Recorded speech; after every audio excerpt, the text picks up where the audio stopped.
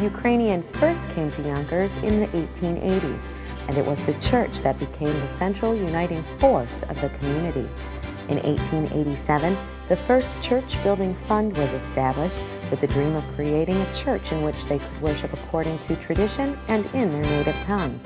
In 1891, Ukrainians joined the congregation of St. Nicholas of Myra Church on Ash Street, which became their mother church. But in response to the desire to preserve and promote their own national and cultural heritage, some 25 Galician Ruthenians, as the Ukrainians were then called, founded the St. Michael the Archangel Brotherhood in 1895. In 1898, St. Michael's Greek Catholic Church was founded, and the first service was held at former Public School 7 at the corner of Walnut and Garfield Streets. In 1899, the parish built a small wooden church at the corner of Chestnut and Riverview Place. In 1923, a resolution to enlarge the church was passed, and between 1924 and 1925, St. Michael's Church was rebuilt. In the late 1940s and early 1950s, enormous effort was placed on developing every aspect of life for the Ukrainian community. One of the first and most influential organizations set up was the Yonkers branch of the Ukrainian American Youth Association, or CYM, which was established in 1950. In 1964, the CYM Credit Union was formed, and in 1970, the credit union found a new home at 301 Palisade Avenue in the building known now as the Ukrainian Youth Center or the Ukrainian National Home. In 1972, property at the corner of Shawnard Place and North Broadway was purchased to build a new church. And in 1980, the first service at the new church was held. Today, the Ukrainian culture is honored at the annual Ukrainian Festival, which was held for the first time in 1984.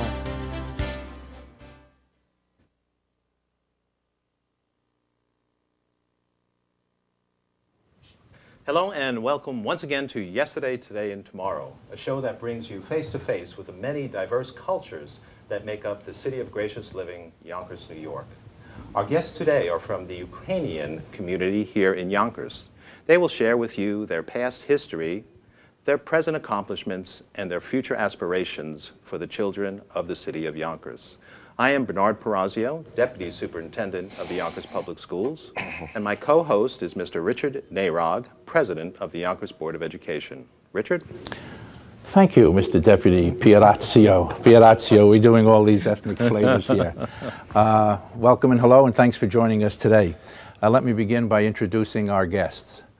Our first guest is Mr. Stefan Shkafarovsky. Mr. Shkafarovsky's family moved to Yonkers approximately 50 years ago.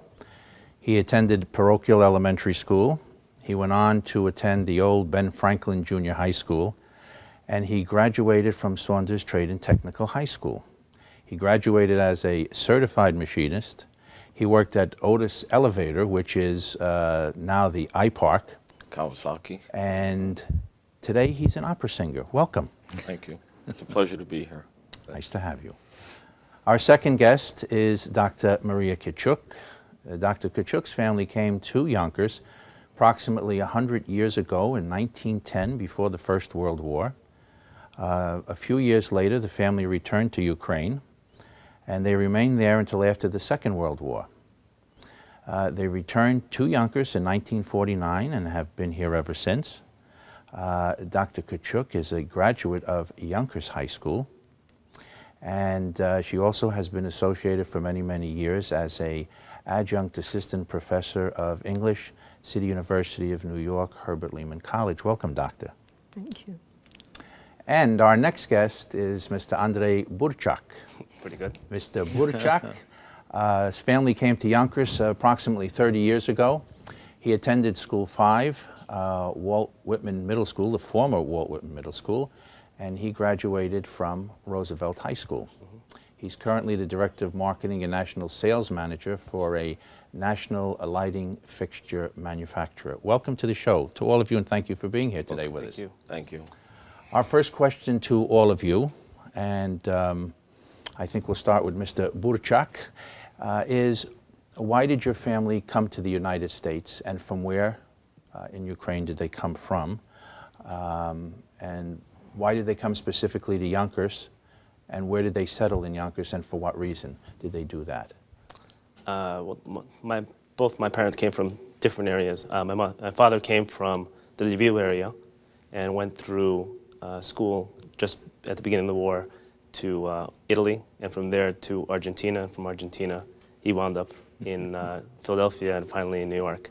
And my mother came with her parents, who were both forced labor in Germany at that point during the war, from there to Philadelphia. And my parents met there in Philadelphia, moved to New York in Astoria, and then from there to Yonkers in '78.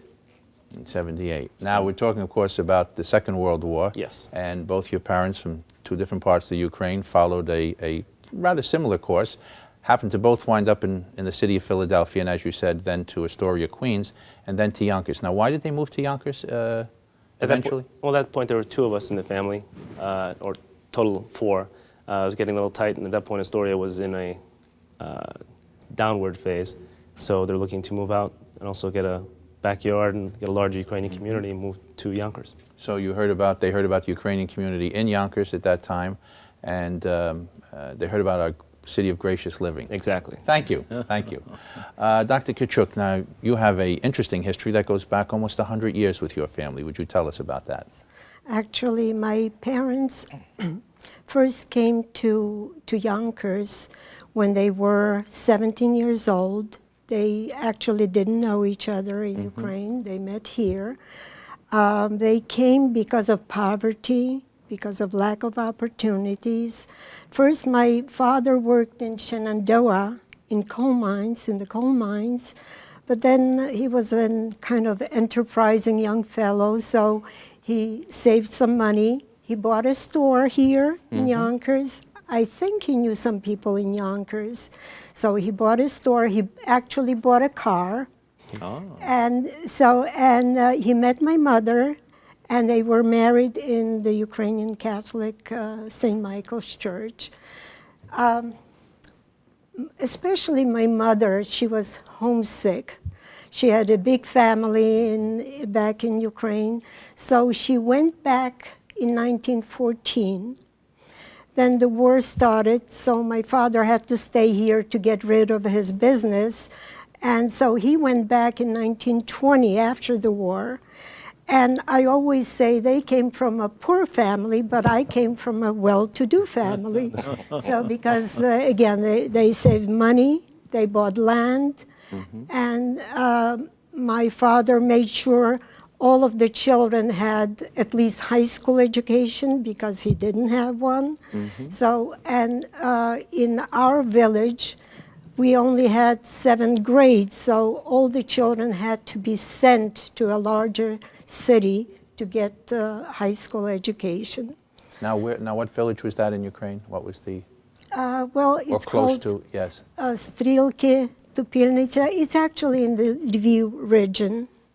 So, but again, it's close to the Carpathian Mountains, but Okay. it's not quite in the mountains Okay. as yet.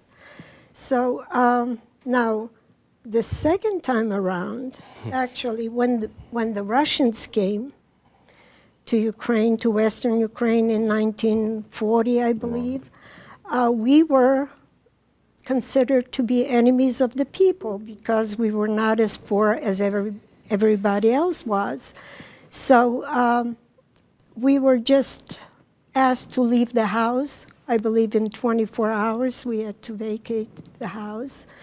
And we were actually fortunate because a few weeks later, many families were just shipped to Siberia, and it happened at night. It happened in the midst of winter. So we were actually fortunate that we were thrown out of the house. Now, when the Russians were coming again in 1944, my family didn't know what to do, but they decided just to, to take a wagon and horses and a wagon and just move before the arrival of the Russians. So then the Germans confiscated the wagon and the horses, and they took our family to a labor camp. So my family worked in a labor camp, and my father actually made sure we were not in the zone where the Russians came, but we were finally in the zone where the Americans came. okay. Yeah. So the second time we came back to the United States, it was in 1949, and actually my father's sister was here in Yonkers, living in Yonkers on Knoll Street. So this is where our family came once we came back. Now my husband was in the Ukrainian underground movement. So as part of the Ukrainian underground movement, they would have like small groups of 10, 20 people trying to reach the West again, the part of Germany under the British or the United States or France. And so that to actually spread the word that there was underground struggle in Ukraine against the communists. So again, he came in 1947. He came to Germany, and then he came to New York, and then he met me, and that's how So he moved interesting. to Yonkers. Fascinating. Let me ask you, do you remember where the store was that your father bought It was actually in Hastings. in Hastings? Yes, yes. And my oldest sister, who now lives in Ukraine, she was born here. Interesting. But actually, we moved. We left Ukraine, and she was already married. And she didn't. She remained. So she remained. Fascinating. Thank you. And Mr. Shkafarovsky. Well, my parents also migrated from Ukraine to the States. Both my parents did not know each other when they came to New York City. They met in St. George's Church on 7th Street in New York City, and that's where they got married also. And they were living in a tenement on 7th Street. My father, he had friends already living in Yonkers, so there was one morning he was getting up to go to work, and my mother would get up at 4 o'clock in the morning to make him breakfast because he was working at Perth Amboy in New Jersey, taking the train and the subway to get to work because he didn't have a car at the time. So about 4 o'clock in the morning, she got up to prepare his breakfast and lunch. And as she was in the bathroom washing, brushing, and combing her hair and doing everything, she heard the door jiggling, and she thought it was my father coming in. Well, she opens the door. It's not my father, but it's someone who broke into the house to rob the place. So she started screaming at 4 o'clock in the morning, and my father started screaming. Well, the bandit shot out the window, and my mother said, "That's it. We're moving from New York City, and I want to go someplace where it's safe." Well, they bought an apartment house in Yonkers then. It was at 35 Alder Street, and so we moved from New York City up to Alder Street up on the Nodine Hill area, and that's where I lived until I think I was about 14 or 15 years old before we had moved again in Yonkers, because my father was somewhat into real estate for himself, so whenever he would buy a house, we had to go move there then and live in that house. So we had moved about 5 times as a child throughout Yonkers then. Oh, fascinating. You know, the common denominator is there. Coming to the United States, and then eventually coming to Yonkers, family, or it's friends, or it's the Ukrainian community in this particular case, or it's the church as the draw that brings people to Yonkers, the city of gracious living, as it's always been known and still is known, and will continue to be known. And the pattern just continues to repeat itself with all the different groups that we interview, but certainly right here. The same story, going back 100 years with your family. I think it's interesting, as you said before, that the cultural hub of each of the communities happens to be the church. Maybe we should speak a little bit about St. Michael's, which was actually founded in 1895, one of the oldest parishes in the city of Yonkers. We can start with you, Mr. Burchuk. Tell us about how the cultural activities actually surround the church. Well, it surrounds the church, and there used to be 2 youth organizations here. One was the Ukrainian American Youth Association, and the other one is called PLAST, which is no longer was, I guess, stopped in 1990, I believe it was, earlier. Approximately, maybe a little earlier, And but then, it's coming yeah, it's back. restarted again. So there's now 2 youth organizations here, and then the church. And between the two, you had, again, church every Sunday, and then you had, again, during the week, you'd have class or Saturday school. On Saturdays, that was normally at the church or at the Ukrainian school. And then you'd had youth get-togethers every Tuesday, where basically you go through history, language, and then sporting events and everything else. I smile again because the pattern continues. We see that many of the groups that did come here, many of the activities were around the church, but language and culture were tantamount. They wanted to make sure that the culture was not lost, in the new world or in the new community where it was. And let me say that the St. Michael's Church that we're talking about, the first church, the original St. Michael's Church, for those who we have to share a little history with, was formed and built and serviced the Ukrainian community on Chestnut Street. Chestnut Street, actually on the corner of Riverview Place and Chestnut Street, because the second newer church was built and now services the Ukrainian community up on Palisade and North Broadway, where the festival is held. And just as a piece of information, because Mr. Perazio and I are both from the Hill, I from the lower part of Nodine, he was from the upper part of Nodine, I happen to live right across the street from St. Michael's, a Ukrainian Catholic church, and had the experience of having my neighbors as Ukrainians from Europe and their children who I grew up with, and the experience of the church and its activities throughout the course of my growing up, which was an interesting situation. And we'll move on with the church activities to Dr. Kichuk. I think so. Dr. Kichuk, tell us about many of the activities that go on during the year that Ukrainian culture celebrates. Let me just again stress the fact that it is the center of the community life. And in fact, there was a school built just across from on Chestnut Street from the old St. Michael's Church, and it lasted for approximately 30 years. Okay, and then it was sold. The church again. Well, my parents were married in this church, and then 4 of us children came to the United States, and we were married in the same church.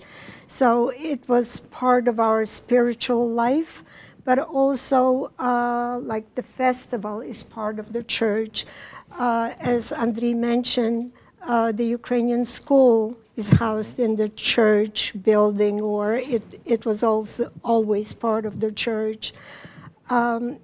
What else can we mention? You had wonderful annual bazaars there. Wonderful bazaars under the old school. And the hall under the church was always used for voting purposes. That was the place to vote in the district. Yes. That's where you went to vote on election day. See, You had a lovely convent right behind the church on That's Chestnut. right. Yes. And I remember, and I have to tell I do another remember story, that I was playing there when they were building the convent as a young fellow, and had the misfortune of stepping in the wrong place.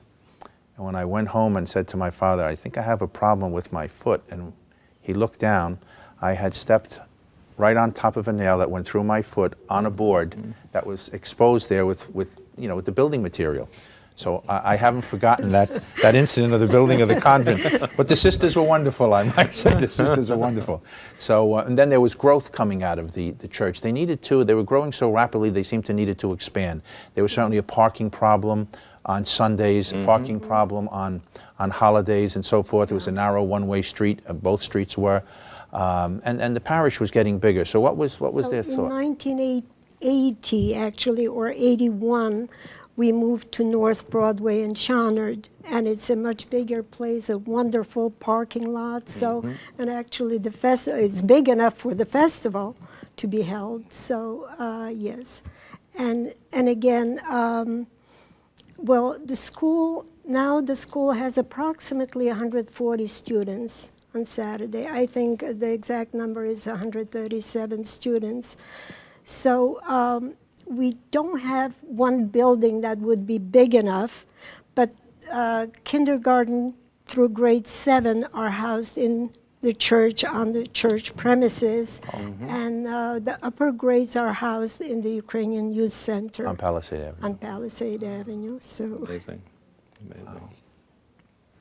Experiences with the church and the community center and the cultural aspect? Well, I remember as a child at the old St. Michael's School when they used to have their raffles and bazaars there, and it was a thrill as a child to go there and watch these wheels spin, and then they would raffle off automobiles also. And I, as a singer, even then I would sing in a church choir at the age of 14 and 15. And I know the people around that area come, when we would do midnight mass, were not too thrilled at some of the bells ringing at midnight mass when some of the non-Ukrainian people who lived in the area there, the bells would start ringing, and I'm sure people trying to sleep and go, oh, geez, they're having midnight mass. And I lived right across the street. I loved it. And you I loved loved it. it. Was I listening to you? Was I actually listening to you? And here he is in person today, ladies and some gentlemen. people, would love it, and some would not, with that. But it's a wonderful thing that we also had at the time an altar boy convention and actually a gathering where the priest would show us how to become altar boys. I know that they still have that now also, but it was something that and we would go to Stanford on these events as altar boy conventions. And now with the church there, they have a new choir master there who's a very good choir master, and the choir is very good at the church, and the church does a lot of activities, as everyone mentioned, the festival. They have a Golden Agers organization there also, that they do a lot of good things for the church, and they have someone who does take care of the property of the church, so when you drive by you see all the nice flowers blooming and the grass is nicely clipped. it's nicely kept. Nicely kept. I knew the man who took care of it in the neighborhood, Mr. Jankowski. Oh, He took care of the property, the parking lot, and all of that above that was up the street and all. He lived on Oak Street. He took very good care. He was on that job 24/7. And of course, I remember the priest. The rectory was right next to the school. It was right next to the a beautiful school, yeah. house. Speaking of schools, how Yes. about we discuss their experiences attending and graduating from the Yonkers Public I Schools? think this is one of our first panels where all three members All three. have graduated from the Yonkers Public Schools. All very successful, and I think we should hear a little bit about their experiences. Absolutely. Mr. Burchuk, graduate from Roosevelt High School. Very successful now as a member of the Ukraine community. Tell us about your experiences here in the Yonkers Public Schools. Well, as you mentioned before, I started in PS5, it still is on Lockwood Avenue. Still there. And then I was, We can still say that. Yes, yes, It's one still of there. the few, yes. because when we first moved here, what we liked about the neighborhood was the school was right next to me, basically a couple blocks away. And then Burroughs, which was on Palmer Road, the middle school was also nearby. But of course, by the time it came time for me to go to school there, There was a change. They changed and moved it to Whitman, which is further down Central Avenue, which we used to have to be bused over there. And then I came back over here to Roosevelt for high school, which is a great experience. And you had a wonderful experience here at Outstanding, yes. Roosevelt High School. Yeah, it was great. The teaching was outstanding. The people here, I think we graduated probably 95% went on to college at that point. Keep in touch with my friends. We just started calling each other for the 20th anniversary because I graduated in '84. Wonderful. And here he is back in Roosevelt High School, which now has a television studio that can promote and provide these kind of programs to the Yonkers community. Public, right. Yes, thank Wonderful. you. Now we have a very interesting experience with the graduate from Yonkers High School. Today is called the Yonkers International Baccalaureate High Program. School. And let's hear Dr. Kitchuk's experience. Well, actually, I graduated from Yonkers High School in 1951. I started going to high school in a Ukrainian displaced person camp. So this was done in Ukrainian. The language of instruction was Ukrainian. But then most people moved away for permanent settlement in different countries.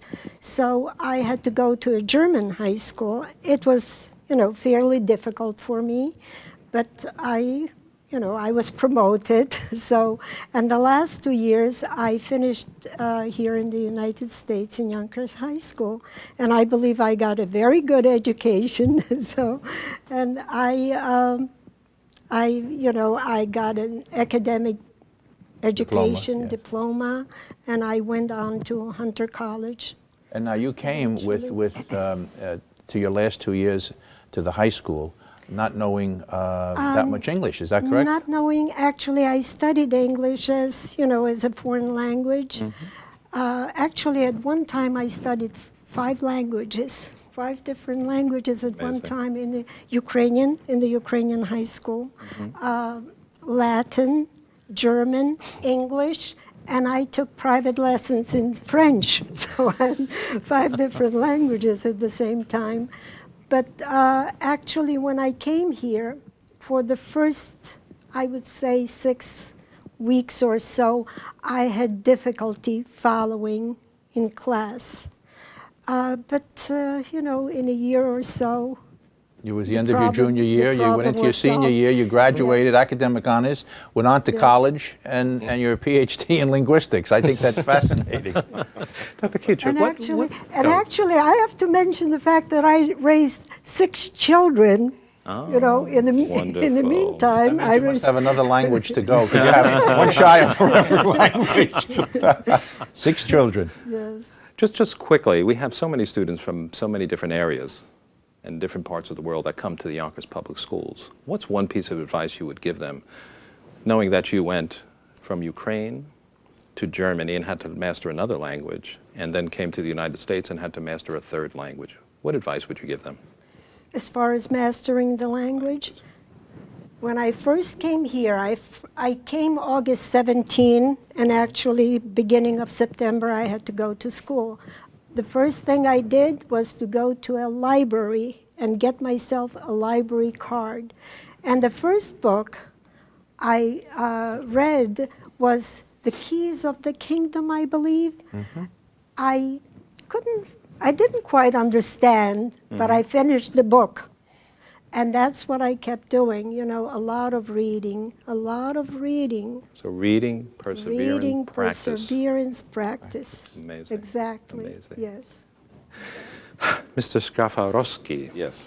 Tell us about your experience, and I think it's unique, you mentioned before, that Mr. Skafarowski graduated from Saunders as a machinist, but is now An opera singer. an opera singer. An opera singer. That is so unique. Tell us about your experience with the Yonkers Public Schools. Well, it was fantastic for me. Even when I went to Benjamin Junior High for 1 year, I was already at that point studying music, taking voice lessons. And then when I went to Saunders, I got in as a machinist, and as kids would joke, rib one another, I would never show my music to anyone. It was always in my bag at the bottom, buried, because every Friday my father would pick me up on a Friday afternoon after school, go into New York City, and have my voice lessons then. And so this was not known to anyone in the school until my senior year, when we all had to start learning how to sing the school alma mater. And I got up and I started singing, and they all looked at me and they said, all 800 guys said, let him sing. We'll just lip sing. We'll lip sing with him. That's a great story. And as I graduated, I sat up with all the honor students on stage with my cap and gown, and I sang at my graduation. 2 songs that stay with me throughout my entire career is The Impossible Dream and I've Gotta Be Me. Wonderful. Isn't that amazing? 2 songs what a that I wonderful, sang. wonderful story. But I had fantastic in high school. The teachers were phenomenal. They helped in every which way possible. And it wasn't just to help you to make, as a machinist, you have to work the machines. It wasn't just how to make the piece, but it was also a growth, almost like a spiritual growth, where the teachers were your friends and not your enemies in school. They helped you in everything, and just generally, even in life, with problems that you would have at home, and you were able to talk to them on a different level. It wasn't just teacher and student. It was almost a very friendship level. Well, we can understand that because we're both educators. However, more particular is that now Deputy Superintendent Pirazio was the principal for many, many years of Saunders. So he can relate very well with staff and students over a long period of time. I think it's a great testament not only to Saunders, Yonkers High, and Roseville, but to all the schools in Yonkers. that we still continue to turn out a wonderful product, a student that will excel and go on and be a contributing member of our community.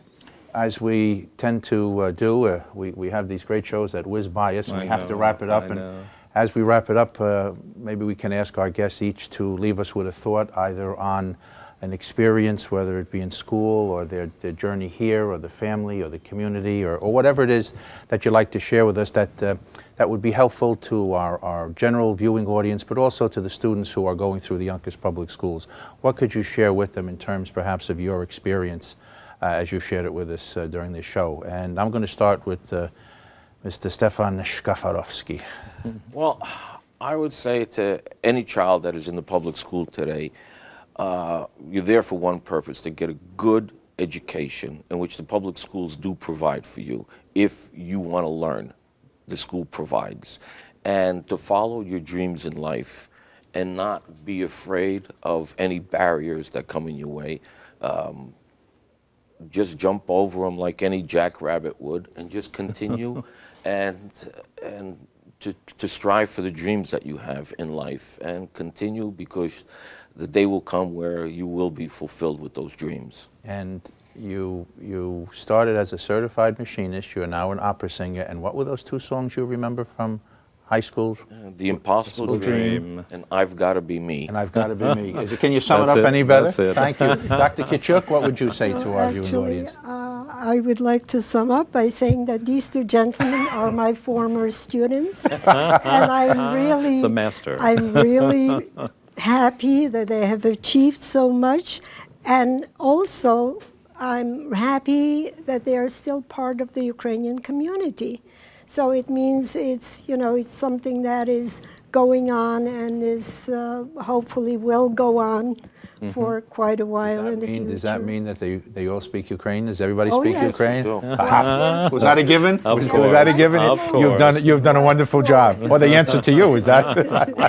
We all read and write. So continue on. You're saying to continue on and appreciate the culture that you come from, integrate it Yes. into the American culture, that's and that's right. what makes us, as we say, one for many, e pluribus unum. Yes. Thank you. And Mr. Burchak, your experience, and what would you leave with with the students watching and the community viewing? Well, I would say the high school experience, especially here, was outstanding.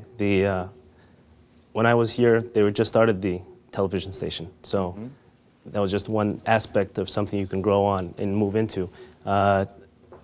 Everybody played sports, but all the teachers were fantastic, trying to teach you different things. I worked with the yearbook back then. I was the editor of the yearbook for a couple of years. And there was always somebody there to help you, whatever goal you wanted to achieve or some other thing you wanted to learn. The school provided you with art, music, besides just the standard history or something else. But the key, I think, in life is basically take every opportunity and every learning experience and make the most of it. And you all seem to have had wonderful experiences graduating and coming through the Yonkers Public Schools. And in your case, this is your 20th year, 1984, you graduated, and you're looking forward to a reunion. I will leave the wrap-up to my co-host. I will say thank you to each of you and leave the wrap-up to my co-host. Thank you, Mr. Nairog. Again, I think this was a wonderful presentation. It shows what a great community we do have here in Yonkers. Absolutely. So on behalf of Mr. Richard Nairog, our board president, myself, Bernard Perazio, the deputy superintendent, I would like to thank you for being with us today. And to our viewing public, thank you once again for tuning in to Yesterday, Today, and Tomorrow. Continue to tune in to Channel 22 to see the cutting edge of education here in the city of Yonkers. Thank you. Thank you. Thank you.